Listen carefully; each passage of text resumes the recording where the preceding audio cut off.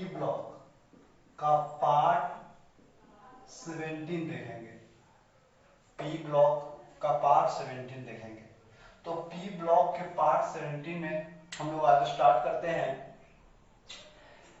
पिछला क्लास में पार्ट 16 में हम लोग ऑक्सीजन के बारे में पढ़े थे। ऑक्सीजन के बारे में पढ़े थे। ऑक्सीजन गैस या डाई ऑक्सीजन के बारे में, ऑक्सीजन के निर्माण, ऑक्सीजन के गुण और ऑक्सीजन के उपयोग, इसके बारे में हम लोग पढ़े थे। लेकिन आज हम लोग देखेंगे ऑक्सीजन नहीं देखेंगे, इसके ऑक्साइड देखेंगे और कुछ महत्वपूर्ण रासायनिक अभिक्रिया देखेंगे, केमिकल रिएक्शन देखेंगे। आज हम लोग सिर्फ केमिकल रिएक्शन देखेंगे। लगभग type bye type chemical reaction आज आप लोगों को बता देंगे। तो सबसे पहले ऑक्साइड के बारे में चलते हैं।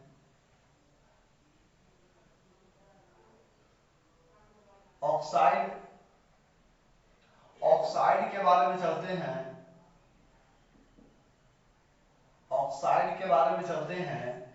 तो ऑक्साइड जो होता है इसका बहुत टाइप है। सबसे पहले एक है अम्लीय ऑक्साइड, एक है आपका क्षारीय ऑक्साइड, एक आपका है उदासीन ऑक्साइड, एक आपका है उभयधर्मी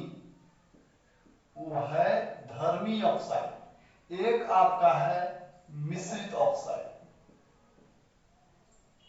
मिश्रित ऑक्साइड एक है अम्लीय ऑक्साइड, एक है क्षारीय ऑक्साइड, एक है उदासीन ऑक्साइड, एक है उभयधर्मी ऑक्साइड और एक क्या है मिश्रित ऑक्साइड। इस तरह से तो हम लोग एक करके अम्लीय ऑक्साइड, क्षारीय ऑक्साइड, उभयधर्मी ऑक्साइड वगैरह सब हम लोग देखेंगे।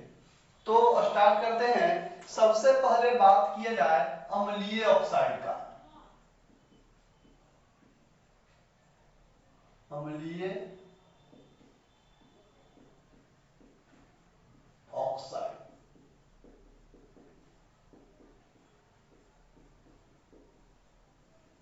अम्लीय ऑक्साइड सबसे पहले देखते हैं।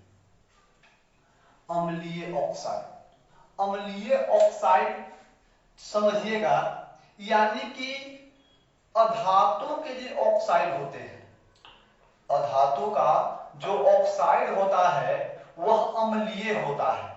अधातु का ऑक्साइड जो होता है, जो क्या होता है, अम्लीय होता है। लेकिन जब इसको जल में डालेंगे, जब इसको जल में घुलाएंगे तो यह अम्ल देता है। अधातु के ऑक्साइड अम्लीय प्रकृति का होता है, लेकिन कुछ अधातु जो है उदासीन होता है, लेकिन अधिकांश अधातु अम्लीय प्रकृति का होता है, अधातु के ऑक्साइड। लेकिन जब इसको जल में डालेंगे, जब इसको हम लोग जल में डालेंगे तो क्या होगा कि यह अम्ल बनाएगा। और अधातु के ऑक्साइड सामान्यतः, अधातु के ऑक्साइड सामान्यतः जो है, जो आपको सहसंयोजक बंधन द्वारा जुड़ा होगा, अर्थात सहसंयोजी होता है, सहसंयोजी होता है। तो अम्लीय ऑक्साइड के बारे में करेंगे बात, जैसे कि धातु के ऑक्साइड के बारे में बात करेंगे। तो जैसे कि बताइएगा SO2 अधातु के ऑक्साइड है, SO3 अधातु के ऑक्साइड है, CO2 आपका क्या है, अधातु के ऑक्साइड है। उसके बाद N2O5 अधातु के ऑक्साइड है, P2O5 अधातु के ऑक्साइड है। सब के सब क्या है, अधातु के ऑक्साइड है। अधातु के ऑक्साइड है, जब इसको आप जल में घोलिएगा, जब इसको आप किस चीज में, जल में घोलिएगा, जल में घोलिएगा, सबको क्या करेंगे, जल में घोलेंगे। तो सबको जब जल में घोलेंगे तो अम्ल देता है। क्या देता है, अम्ल देता है। इसको तरीका, ट्रिक जो है इसका बताने हैं हम कैसे इसको लिखना है। H को आगे लिखना है, O को पीछे लिखना है। H को आगे, O को पीछे, बच गया उसको बीच में। H को आगे, O को पीछे, बच गया उसको बीच में। आगे लिख देंगे और ट्री के अनुसार बताइए किए हैं कैसे कॉमन लेके ट्री हम लोग बना लेते थे। तो कॉमन लेके ट्री बता देंगे, कॉमन रहेगा तो ले लेंगे, अगर कॉमन नहीं रहेगा तो नहीं लेंगे। पहले ऑक्सीजन, सॉरी पहले हाइड्रोजन, लास्ट में ऑक्सीजन, बीच में बचा हुआ। अब जैसे देखिएगा इसमें करते हैं, तो पहले क्या है हाइड्रोजन, तो हाइड्रोजन 2, लास्ट में ऑक्सीजन, तो ऑक्सीजन 2 और 1 कितना हो जाएगा 3, ऑक्सीजन 3, पहले हाइड्रोजन 2 और लास्ट में ऑक्सीजन 2 आए 3, बच गया क्या सल्फर, बच गया क्या सल्फर। तो इसमें कॉमन तो नहीं है तो कॉमन नहीं देंगे, यानी कि SO2 को जल में घुलाएं तो क्या बन गया H2SO3, H2SO3 सल्फ्यूरस अम्ल, सल्फ्यूरस अम्ल। जैसा कि इसको क्या करेंगे देखिएगा, H को आगे लिख देंगे, O को पीछे, 3 आए 4, O को पीछे 3 आए 4, बच गया क्या S, बच गया क्या S, तो H2SO4 सल्फ्यूरिक अम्ल। इसमें देखें तो 2 कॉमन, लेकिन इसमें कुछ कॉमन नहीं, इसमें कॉमन नहीं लेंगे। अब देखिएगा इसको क्या करेंगे, H को आगे, H को आगे, ऑक्सीजन कितना है 2 आए 3, 2 आए 3 और बच गया क्या C, H2CO3, H2CO3 कार्बोनिक अम्ल, कार्बोनिक अम्ल। इसको देखिएगा ध्यान से, इसको देखिएगा, हाइड्रोजन कितना है, इसको इधर ले लेते हैं, हाइड्रोजन कितना है 2, हाइड्रोजन कितना है 2, ऑक्सीजन कितना है 5 आए 6, ऑक्सीजन कितना है 5 आए 6 और नाइट्रोजन कितना है 2। ट्रिक बता रहे हैं, इस सब में कॉमन लीजिए, तो कॉमन क्या है दो दो, इसमें भी 2 कॉमन है, तो 2 कॉमन लेंगे तो यहाँ क्या बचेगा 1 गो, यहाँ भी 1 गो, लेकिन यहाँ पर क्या बच जाएगा 3 गो बच जाएगा। तो क्या हो गया 2HNO3। बहुत जबरदस्त ट्रिक है, एकदम इसको बना दिए एकदम क्लियर हो जाएगा, ठीक है। तो 2HNO3, जैसे कि इसको देखिए, H को क्या करेंगे पहले लिखेंगे, O कितना है 5 आए 6, O कितना है 5 आए 6 और P कितना है 2, सब में 2 कॉमन है, तो 2 कॉमन लेने से क्या बचेगा H और क्या बचेगा HPO3, HPO3 क्या बचेगा HPO3, यानी कि 2HPO3। इस प्रकार से क्या जाएगा, इस प्रकार से, नहीं तो आपको कुछ अलग तरीका से भी इसको दे सकता है, या इसको आपको ऐसे ना देके यहां पे क्या कर देगा 3H2O, ऐसे नहीं कर देगा, क्या कर देगा 3H2O, वो भी अम्ल है बताए हैं, ऐसे नहीं कर देगा 3H2O। तो क्या हो गया देखिएगा, H को आगे, H को आगे, तो H कितना है 3 दूनी 6, 3 दूनी 6, O कितना है 5 आए 6, O कितना है 5 आए 6 और P कितना है 2, P कितना है 2, 2 कॉमन इधर क्या बचेगा 2 कॉमन, H3 बचेगा, यहाँ से P बचेगा और O3 बच गया, तो क्या हो जाएगा H3PO3 फॉस्फोरिक अम्ल, क्या हो जाएगा फॉस्फोरस अम्ल हो जाएगा, फॉस्फोरस अम्ल, फॉस्फोरस अम्ल। तो ये आपको देखिए अधातु के ऑक्साइड को, अधातु के ऑक्साइड को जब आप जल में मिलाएं, अधातु के ऑक्साइड को जब आप क्या में मिलाएं जल में मिलाएं, तो क्या दिया अम्ल दिया, क्या दिया अम्ल दिया। अधातु के ऑक्साइड को जब आप जल में मिलाएं तो क्या आपको दिया अम्ल दिया, क्या दिया अम्ल दिया। अब देखते हैं आगे,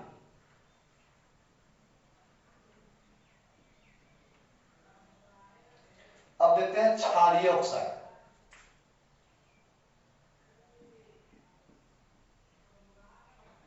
क्षारीय ऑक्साइड,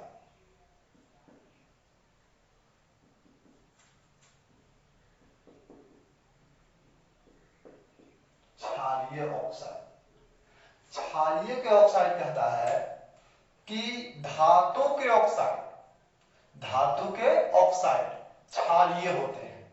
धातु के ऑक्साइड क्या होते हैं? क्षारीय होते हैं। धातु के ऑक्साइड क्षारीय होते हैं, खास करके कौन? वर्ग 1 और वर्ग 2 वाला।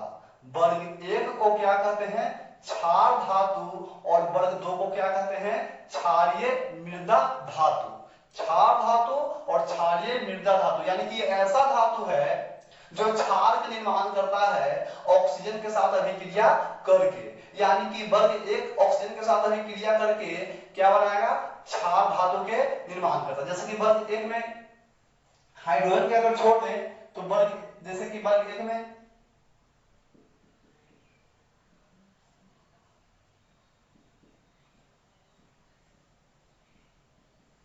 वर्ग 1 है और वर्ग 2।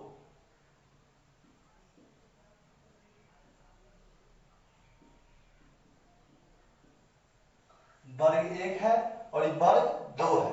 यानी कि वर्ग 1 हलीना कर रब से फरियाज, ठीक है? हलीना कर रब से फरियाज। हलीना क्या रब से फरियाज कर रही है? तो उनका बेटा है जो अपने बाप से कन्या सुंदर मांगता है। यानी कि हलीना कर रब से फरियाद, बेटा मांगे कन्या सुंदर बाप राजी। बेटा मांगे कन्या सुंदर बाप राजी, इस प्रकार से। अब इसमें एच के हटा दीजिए। जब यह ऑक्सीजन से भी क्रिया करता है, ऑक्सीजन से भी क्रिया करता है, तो Li2O, Na2O, K2O इस प्रकार से बनाता है। इस प्रकार से Li2O ये बनाता है Na2O, ये बनाता है K2O, इस प्रकार से। अगर इसको लेंगे तो क्या रहेगा? Rb2O, ये तो रेडियो सक्रिय तत्व है। लेकिन जब ए ऑक्सीजन से भी क्रिया करता है, जब ये वाला ऑक्सीजन से भी क्रिया करता है तो बनाता है BeO, MgO, CaO, इस प्रकार से बनाता है। यानी कि वर्ग 1 और वर्ग 2, वर्ग 1 और वर्ग 2 क्षार धातु और क्षारीय मृदा धातु, धातु ऑक्सीजन से भी क्रिया करके धातु के ऑक्साइड के निर्माण करता है। और धातु के ऑक्साइड के निर्माण करता है, यह क्षार धातु है तो ये भी क्षारक होगा। ये क्षारीय मृदा धातु है, ये भी क्या होगा? क्षारक होगा। तो क्षार धातु या क्षारीय मृदा धातु ऑक्सीजन से भी क्रिया करके ऑक्साइड के निर्माण करता है जो क्षारीय गुण का होता है। जो कौन गुण का होता है? क्षारीय गुण का होता है। और धातु के ऑक्साइड, धातु के ऑक्साइड क्षारीय होते हैं। धातु के ऑक्साइड क्या होते हैं? क्षारीय होते हैं। और यह जल से ही क्रिया करके, धातु के ऑक्साइड जो होते हैं, जो क्या होते हैं? क्षारीय होते हैं। और यह जल से ही क्रिया करके, जैसे कि Li2O लेते हैं, जल से ही क्रिया करके क्या देगा? धातु के हाइड्रो ऑक्साइड देगा। धातु के हाइड्रो ऑक्साइड, यानी कि धातु को हम मेटल M मान लेते हैं तो क्या होगा? OH, धातु के हाइड्रो ऑक्साइड देगा।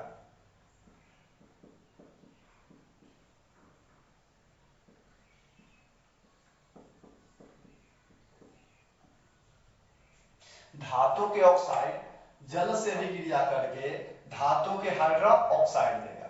जैसे कि इसको आप समझना अगर चाहते हैं, इसको अगर आप समझना चाहते हैं तो क्या है?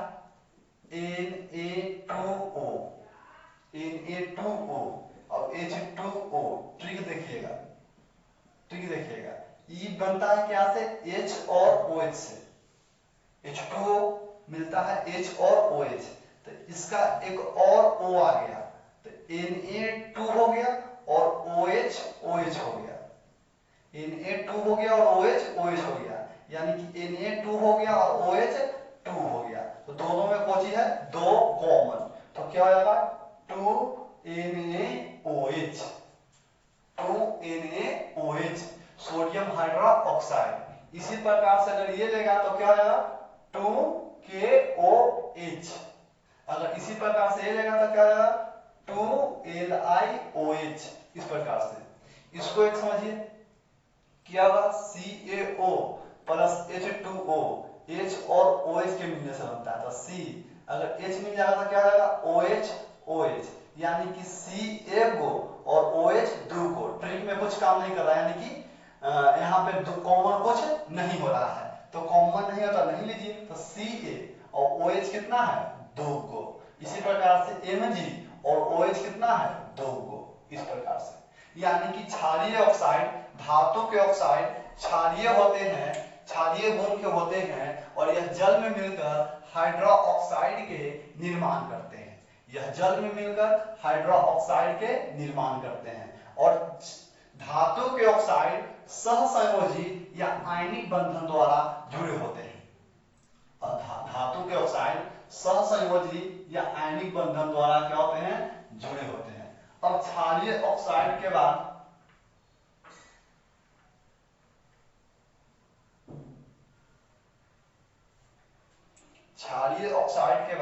उदासीन ऑक्साइड देखते हैं। उदासीन ऑक्साइड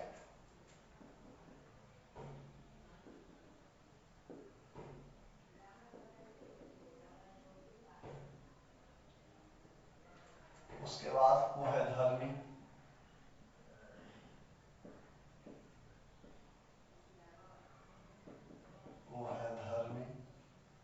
ऑक्साइड।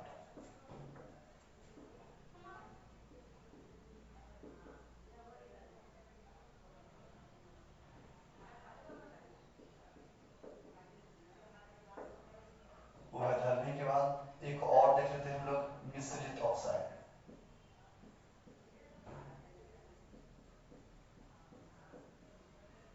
मिश्रित ऑक्साइड,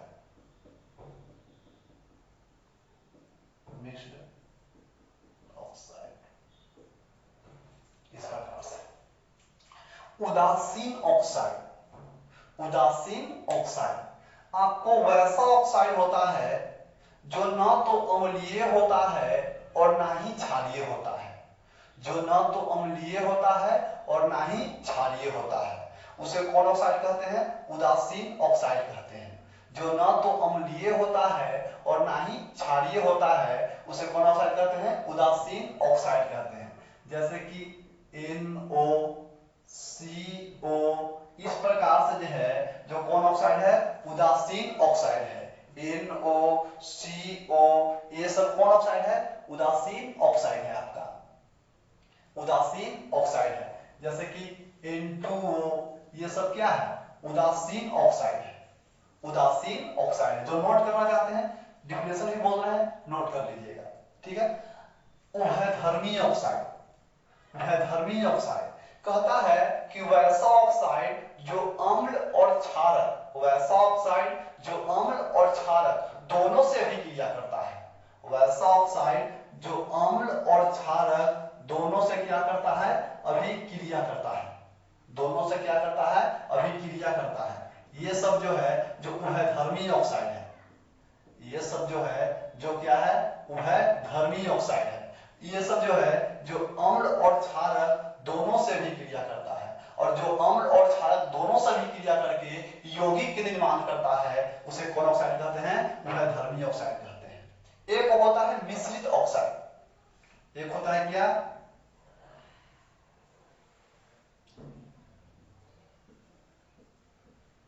एक होता है क्या मिश्रित ऑक्साइड। मिश्रित ऑक्साइड में क्या होता है कि दो ऑक्साइड आपस में मिलकर, दो ऑक्साइड आपस में मिलकर या दो से अधिक ऑक्साइड आपस में मिलकर एक नए ऑक्साइड का निर्माण करता है, तो उसे क्या कहते हैं मिश्रित ऑक्साइड कहते हैं। जैसे कि Fe3O4, ये Fe3O4 होता है जो इस प्रकार से मिलने से बनता है FeO प्लस Fe2O3 के मिलने से बनता है Mn3O4। ये जो है जो इस प्रकार के मिलने से बनता है MnO प्लस Mn2O3 के मिलने से बनता है Mn3O4। आपको बता दिया होगा कि ये ऑक्साइड है, ये तो आपको ही पता चल रहा है कि ये ऑक्साइड है। ये भी कितना टीचर नहीं बताया होगा कि ये FeO और Fe2O3 के मिलने से बनता है इस प्रकार से। और अगर ये बता दिया हो तो ये नहीं बताया होगा कि ये मिश्रित ऑक्साइड है। लेकिन क्लियर आप लोग समझ लीजिए कि Fe3O4 जो है जो FeO और Fe2O3 के मिलने से बना है, दो ऑक्साइड के मिलने से बना है, इसलिए कौन ऑक्साइड है? मिश्रित ऑक्साइड है। और Mn3O4 जो है, जो MnO और Mn2O3 के मिलने से बना है, इसलिए कौन ऑक्साइड है? मिश्रित ऑक्साइड है। आगे देखते हैं कुछ रिएक्शन। अब देखिए आगे हम लोग देखते हैं धातु के साथ अम्ल की अभिक्रिया। जैसे कि आप लोग इस लेसन में पढ़ रहे हैं, तो आपको इस लेसन में पढ़ने के लिए आता है H2SO4 अम्ल है, HCl अम्ल है, HNO3 आप लोग पढ़ चुके हैं अम्ल है। ये सब में बार बार धातु के साथ अभिक्रिया आते रहता है और बार बार आप लोग को समझने में प्रॉब्लम होता है, इसलिए इकट्ठा ही क्या किए कि सबको समझा देते हैं। अब देखिए धातु के साथ अम्ल की अभिक्रिया, धातु के साथ अम्ल की अभिक्रिया, यानी कि धातु के साथ अम्ल की अभिक्रिया, यानी कि धातु पर अम्ल प्रवाहित करेंगे तो क्या बनेगा? धातु पर अम्ल प्रवाहित करेंगे तो क्या बनेगा?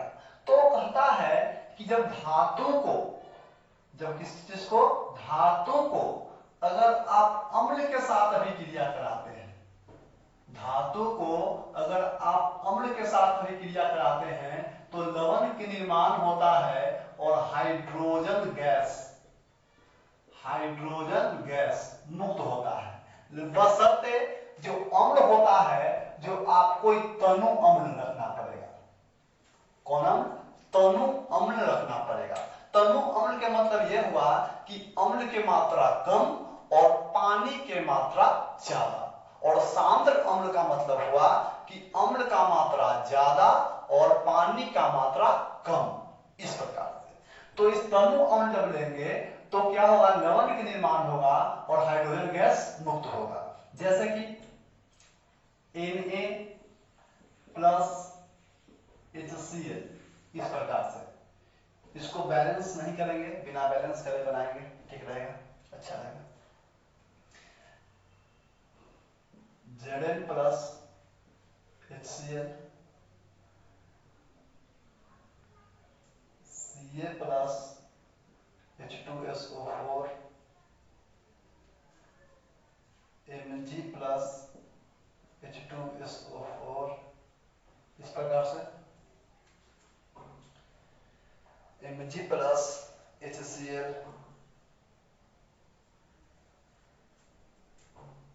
Mg plus HCl, Zn plus H2SO4।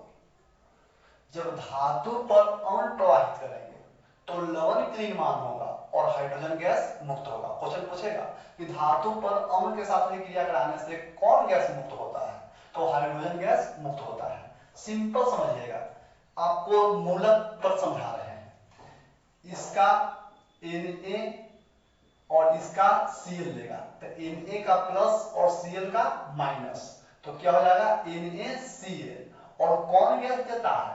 तो हाइड्रोजन गैस देता है। इस प्रकार से हाइड्रोजन गैस देता है। Zn का, तो Zn का 2 प्लस और Cl का माइनस, Zn का 2 प्लस और Cl का माइनस, इस प्रकार समझिए। तो ZnCl2 और प्लस कोची हाइड्रोजन गैस देगा। कौन गैस देगा? हाइड्रोजन गैस देगा। जैसे कि इसको समझिए, Ca का 2 प्लस ISO4 का 2 माइनस, 2 से 2 कैंसिल, तो क्या हो जाएगा? CaSO4। और कौन गैस देगा? हाइड्रोजन गैस देगा। कौन गैस देगा? हाइड्रोजन गैस देगा। जैसे कि इसको देख लीजिए, तो क्या हो जाएगा? Mg का 2 प्लस ISO4 का 2 माइनस कट जाएगा, तो क्या बचेगा? MgSO4। और कौन गैस? हाइड्रोजन गैस देगा। कौन गैस देगा? हाइड्रोजन गैस देगा। अगर आप कर लेते हैं Mg, तो Mg का क्या होता है? Mg का 2 प्लस और Cl का माइनस, Mg का 2 प्लस और Cl का माइनस, तो अभी क्या करेगा? तो क्या करेगा?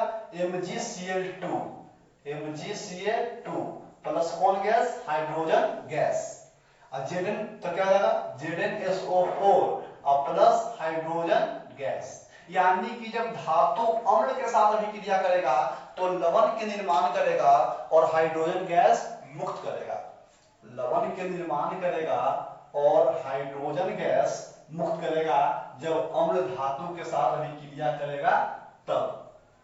अगर अम्ल धातु के ऑक्साइड या धातु के हाइड्रोक्साइड के साथ अभिक्रिया करेगा।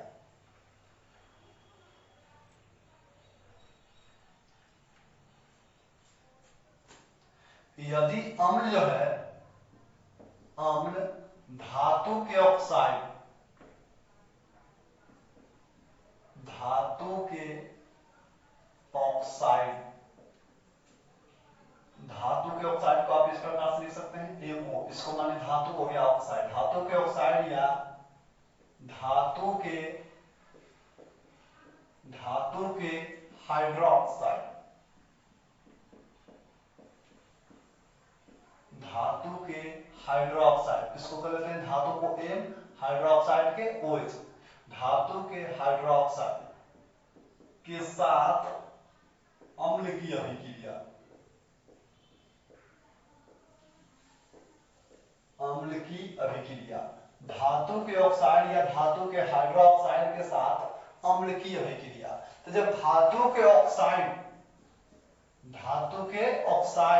या धातु के हाइड्रोक्साइड, धातु के ऑक्साइड या धातु के हाइड्रोक्साइड अम्ल के साथ अभिक्रिया करता है, धातु के ऑक्साइड यानी कि धातु के ऑक्साइड और धातु के हाइड्रोक्साइड जब अम्ल के साथ अभिक्रिया करता है, अम्ल के साथ अभिक्रिया करता है, तो याद रखिएगा लवण और जल के निर्माण करता है, लवण और किस चीज का? जल का। जब धातु के ऑक्साइड और धातु के हाइड्रोक्साइड अम्ल के साथ अभिक्रिया करता है तो लवण और जल के निर्माण करता है। H+O तो H2O, ये भी बताएं, H+O तो H2O होता है और H+OH फिर भी क्या होता है? H2O ही होता है। तो ध्यान दिएगा, जब धातु के ऑक्साइड और धातु के हाइड्रोक्साइड अम्ल के साथ अभिक्रिया करेगा तो लवण और जल के निर्माण करेगा। जैसे कि इसका H और इसका O तो क्या हो जाएगा? H2O और Na और Cl हो जाएगा, तो Na का प्लस और Cl का माइनस, तो क्या हो जाएगा? NaCl हो जाएगा। लवण और जल, लवण और जल, जैसे कि इसका H और इसका O तो क्या हो जाएगा? H2O, लेकिन क्या है यहाँ? Ca का 2 प्लस और SO4 का 2 माइनस, तो क्या हो जाएगा? CaSO4, लवण और जल। ये तो क्या हुआ? धातु के ऑक्साइड, ये वाला क्या हुआ? धातु के ऑक्साइड जब अम्ल से भी क्रिया किया तो लवण और जल बनाया, और जब धातु के हाइड्रोक्साइड अम्ल के साथ अभिक्रिया करेगा तो क्या है? धातु के हाइड्रोक्साइड है। जब धातु के हाइड्रोक्साइड अम्ल के साथ अभिक्रिया करेगा तो क्या बनाएगा?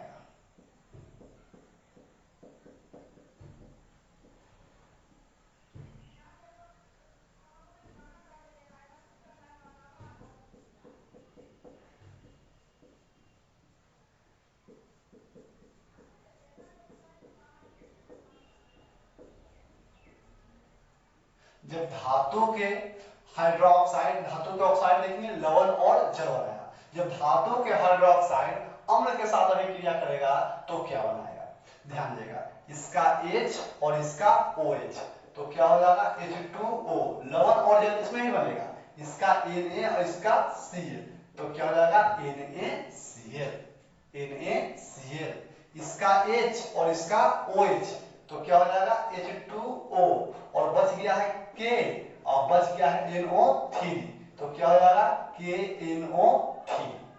सिंपल तरीका एकदम से, इसका H और इसका OH तो क्या हो जाएगा? H2O, यानी कि 2H और 2H तो 2H2O। अगर आप नहीं लिखना बैलेंस करके तो H2O सिर्फ लिख के चलिए, और Ca का क्या? 2 प्लस SO4 का 2 माइनस तो क्या हो जाएगा? CaSO4। इस प्रकार से इसका H और इसका OH तो क्या हो जाएगा? H2O, और क्या हो जाएगा? देखिए तो Mg का क्या होगा? 2 प्लस SO4 का क्या होगा? 2 माइनस, 2 से 2 कैंसिल तो क्या हो जाएगा? MgSO4, लवण और जल के निर्माण करता है, लवण और जल के निर्माण करता है। H और OH तो क्या बनेगा H2O, और Al का क्या होता है 3 प्लस, अब PO4 का क्या होता है 3 माइनस, कट जाएगा तो क्या हो जाएगा AlPO4, AlPO4।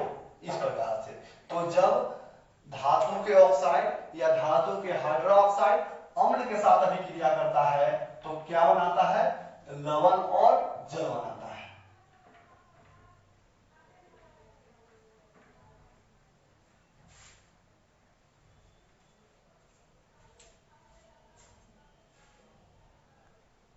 अब हम लोग आगे देखते हैं। धातु के कार्बोनेट, धातु के M करती है, कार्बोनेट के CO3, या धातु के बाइकार्बोनेट, बाइकार्बोनेट को हाइड्रोजन कार्बोनेट भी कहते हैं। धातु M और बाइकार्बोनेट का, कार्बोनेट का CO3 होता है और बाइकार्बोनेट का HCO3 होता है। तो देखिएगा कार्बोनेट में CO3 है और बाइकार्बोनेट में HCO3 है।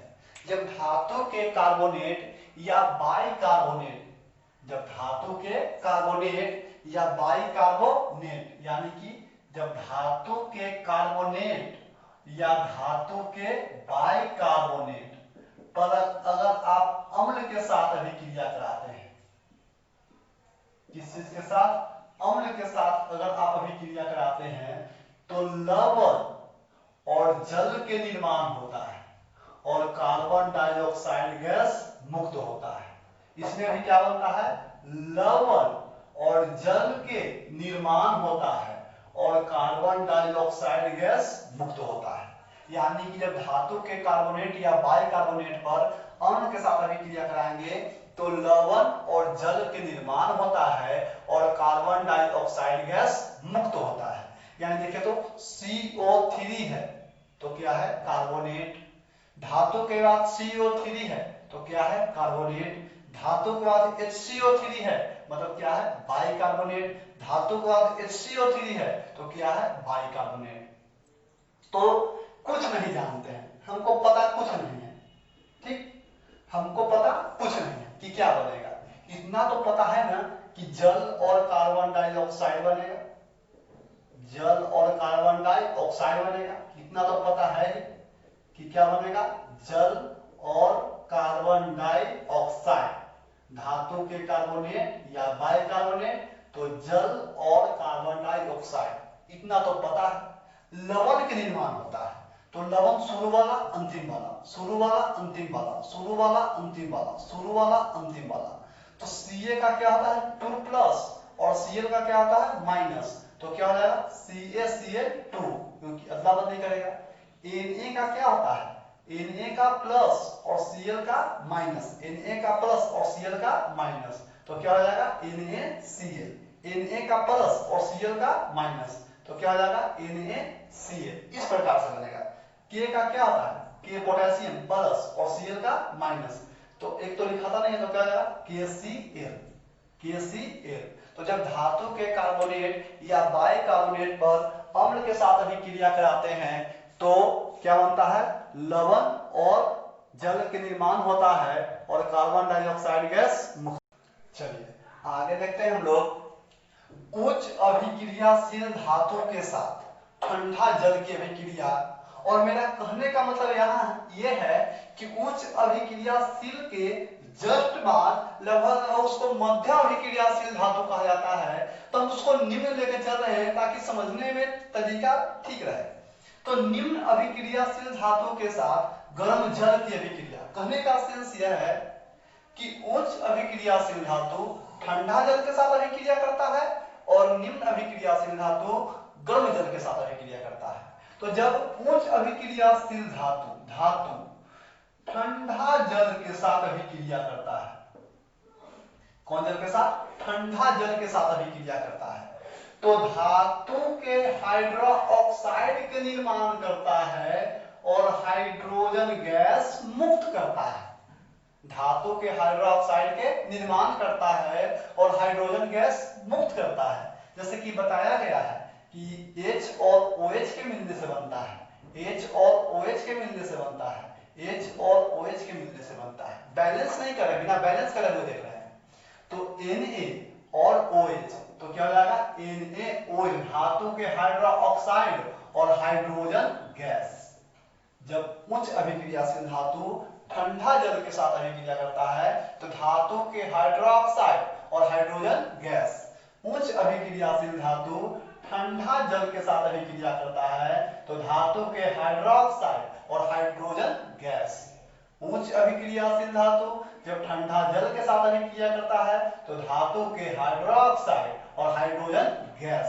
लेकिन निम्न अभिक्रियाशील धातु माने धातु है और यह गर्म जल के साथ अभिक्रिया करता है, गर्म जल के साथ अभिक्रिया करता है तो धातु के ऑक्साइड बनाता है, धातु के ऑक्साइड और हाइड्रोजन गैस। धातु के ऑक्साइड और हाइड्रोजन गैस। इसको क्या किए कि Na का प्लस और OH का माइनस, तो NaOH, K का प्लस और OH का माइनस, तो KOH, इस प्रकार से बना। लेकिन निम्न अभिक्रियाशील धातु गर्म जल के साथ अभिक्रिया करता है और धातु के ऑक्साइड और हाइड्रोजन गैस देता है, धातु के ऑक्साइड और हाइड्रोजन गैस देता है। जैसे कि निम्न अभिक्रियाशील तो धातु के ऑक्साइड Ca और इसका O लेगा, Ca और इसका O लेगा, तो Ca का क्या होता है 2 प्लस और O का 2 माइनस कर जाएगा, तो क्या हो जाएगा CaO और कौन गैस देगा, हाइड्रोजन गैस देगा, हाइड्रोजन गैस देगा। जैसे कि Mg का क्या होता है, Mg का 2 प्लस और O का 2 माइनस, 2 से 2 कट जाएगा तो क्या जाएगा MgO प्लस कौन गैस देता है, हाइड्रोजन गैस देता है।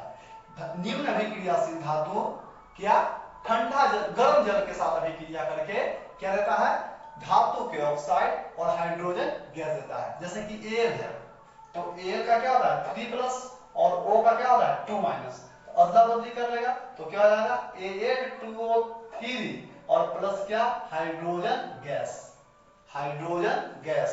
तो आज आप लोग इस रिएक्शन को लिखे देखें कि रिएक्शन कैसे समझते हैं। तो हम रिएक्शन आपको समझाने का तरीका बता रहे हैं कि रिएक्शन आपको इस प्रकार समझाता है, ये नहीं कि यहाँ तक लिख दो बस यहाँ तक उतार दो, ऐसा नहीं, बनना चाहिए रिएक्शन। तो आप लोग इस पर मेहनत कीजिएगा, आराम से बनेगा, कोई प्रॉब्लम नहीं होगा। तो इस चैनल को सब्सक्राइब जरूर कीजिएगा और सब्सक्राइब करने के बाद एक घंटा आएगा उसको भी क्या कीजिएगा, बजा दीजिएगा, तो ठीक रहेगा, अच्छा रहेगा, आपको पास नोटिफिकेशन जाता रहेगा। तो लाइक जरूर कीजिएगा। Thank you.